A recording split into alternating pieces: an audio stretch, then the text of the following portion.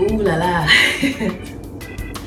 Passion fruit juice is a wonderfully refreshing drink during this time of year, the summer, thanks to its tropical properties. It has notes of melon, mango, pineapple, and kiwi. Okay, so let's go ahead and make it from scratch. So this is what the actual fruit looks like. This is the passion fruit, okay? And what we're gonna do is just cut it up in half.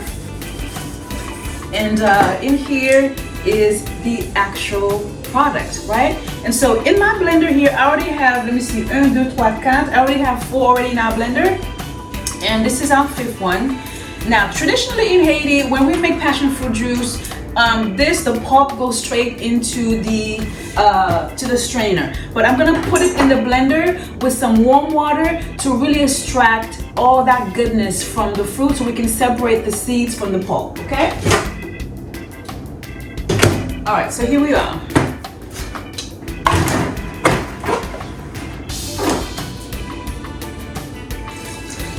Yes, madame.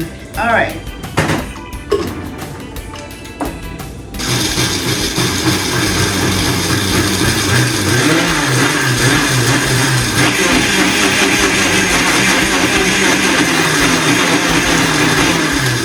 Okay, that's good enough for me.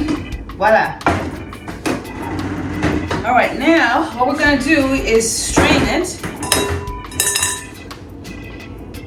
Oh yes. Oh my goodness. It smells amazing. As I said, mango, kiwi, melon, and pineapple. It smells amazing. All right, so what we're gonna do now is let me add a little bit more water.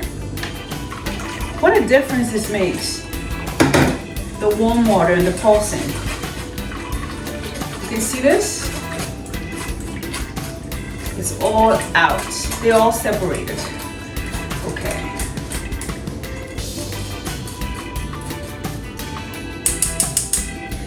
All right, so next we're going to add in some lime juice, okay? And then add your sugar and you're done.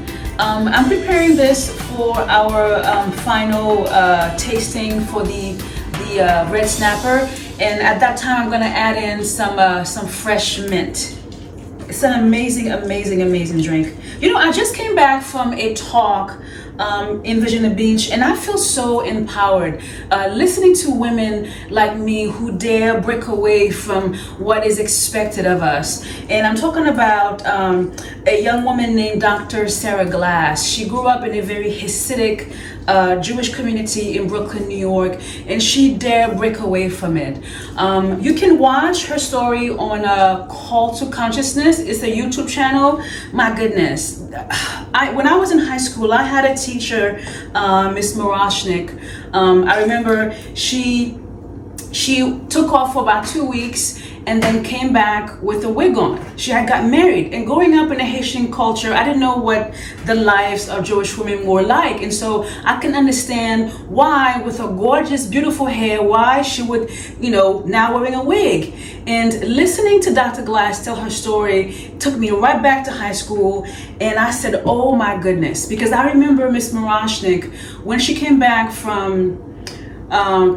to teach after her wedding, she was never the same. So I applaud women who dare break away from tradition and dare to be their authentic selves. Dr. Glass, I raise this glass to you, okay, darling? It was an honor to meet you, to hear you tell your story, and continue to empower and inspire other women. Bravo, bravo, madame. All right, so let's go ahead here and add our sugar. Now, how citrusy, how tart you want this drink is completely up to you, okay? Actually, I'm gonna pour it in here, and then we're gonna add our sugar. Yes, madame. I wonder if there's a mask made out of passion fruit, because I would definitely buy it for my skin. It smells amazing. My goodness. All right, I'm gonna add a little bit more water to this and some sugar. And that's it, you guys. Passion fruit juice made from scratch. Et voila.